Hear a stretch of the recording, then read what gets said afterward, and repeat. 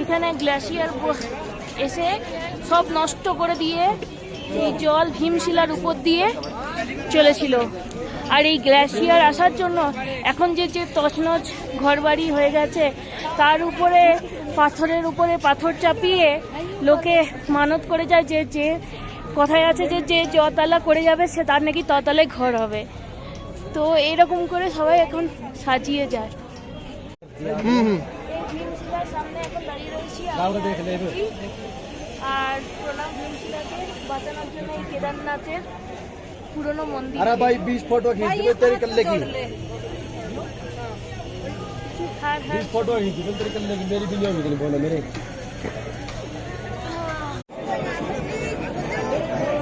সব সন্ন্যাসীরা রয়েছেন অনেক অনেক দিন ধরে। এই আশ্চর্য এই ভীমশিলা